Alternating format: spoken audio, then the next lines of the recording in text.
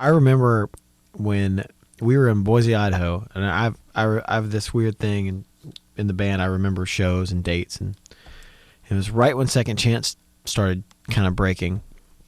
We were in Boise, Idaho, and I remember we walked out, and the first 3 rows were girls. I mean, 18 and under. And it was one of those weird, I was like, and then you see parents with their kids, 7-year-olds, like, and then, and teenagers, and then their parents. And that was, it's one of those and things. Their grandparents, and then, yeah, which is even, to see that many generations. I mean, you have a whole generational family, from grandfather to the parent, to the son, to the grandson at a show.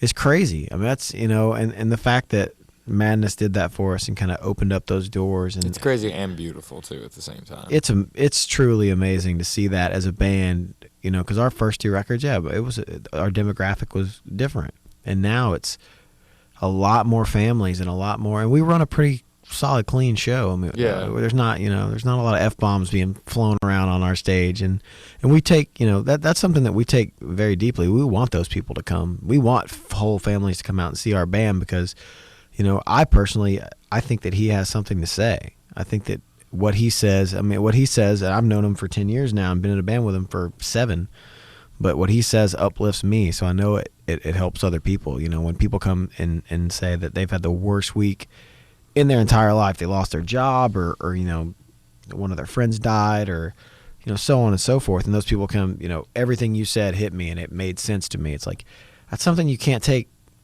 lightly. It's one of those things that you take home with you, and you have to remember that for the next time, the next day when you go on stage. It's one of those things that it really matters. And you have to take that in mind.